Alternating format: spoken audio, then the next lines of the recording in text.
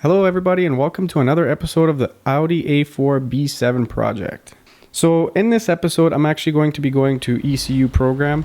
What they're going to be doing is tuning my car and basically freeing up about 25 to 30% extra horsepower and torque. So let's get started.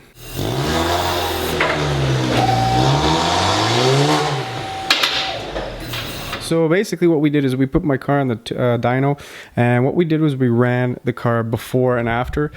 I actually didn't get a chance to do a dyno run before I did the catalytic converter delete. So what I've learned from the catalytic converter delete, I gained about 23 to 27 horsepower from doing the catalytic converter delete alone.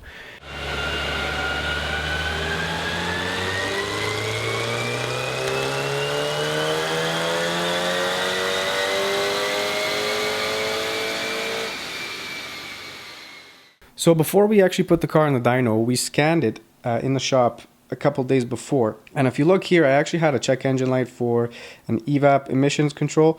Now I changed the purge valve on this thing, and it was telling me basically the purge valve or something like that was wrong with this one.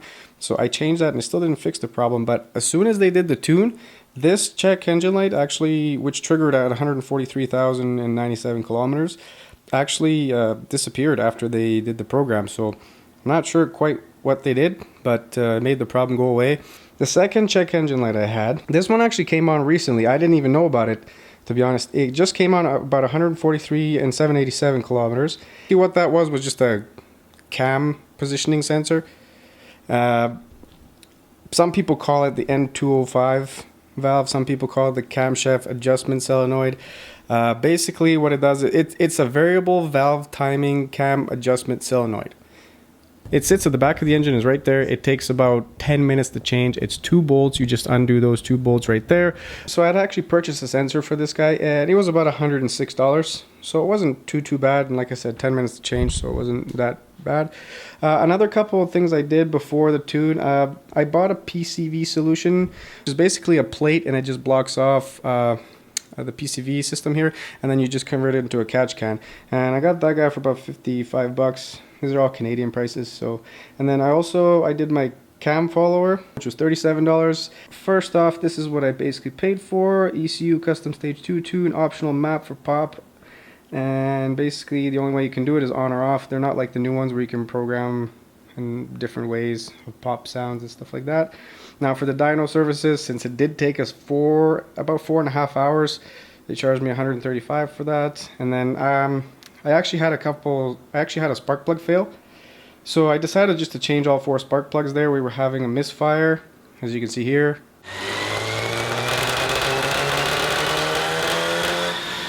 So that misfire was kind of not letting us get the full amount of power. So what we did is we just changed them out.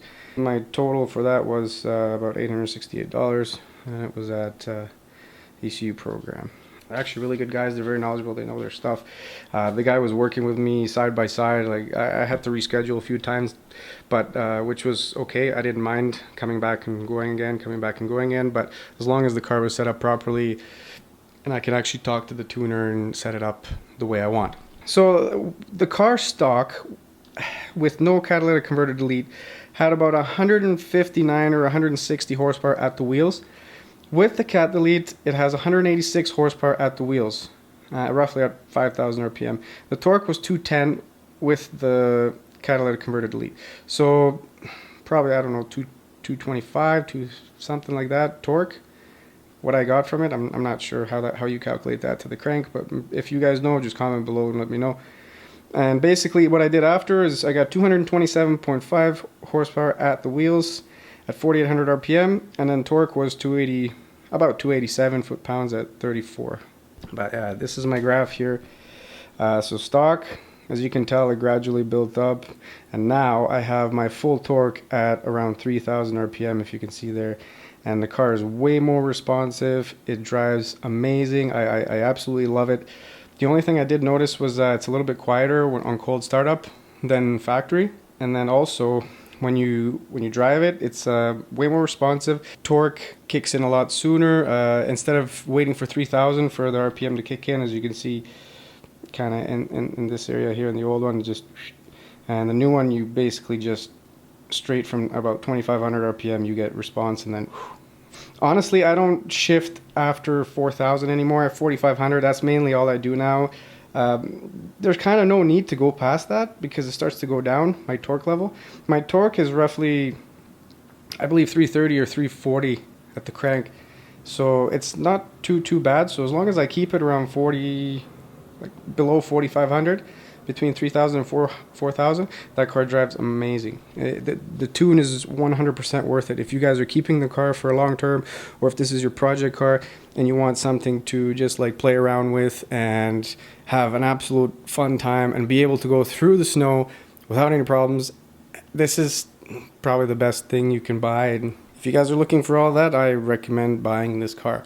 If you guys don't know what you're doing and how to maintain cars, this is not a car I would recommend for you because it is quite a learning curve to understand how they work and how to fix everything, because you are going to have a bunch of issues with this car. I've had 4 of them now. This is my 4th one. I had 3 B6s and then this B7, which is basically the same car, just facelifted. And I can tell you right now, you're going to have a lot of issues. You're going to have a lot of stuff break, and you're going to have a lot of little things leak in here and there, but that are going to need repairing. But those parts usually cost between $50 and $100. So majority of the time, they're pretty inexpensive. And to be honest, it's not very difficult. It's just, it takes time. So, and there's tons of videos out there on these cars, how to do this, how to do that. So it's not very difficult to figure it out.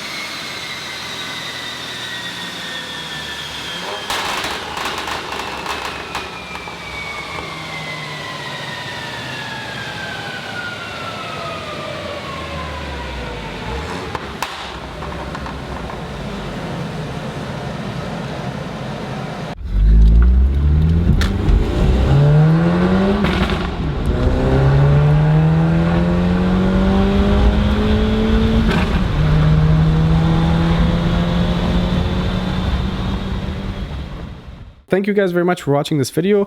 I will be making another video of me driving this car and talking more about certain things about how it drives now compared to before, how much more responsive it is and stuff like that. If there's anything else you guys want to know, comment below, let me know before I make that video so I can actually answer your guys' questions and show you what I did and how I did it. So if you guys have any further questions, I'm going to do another walk around and then I'll explain everything.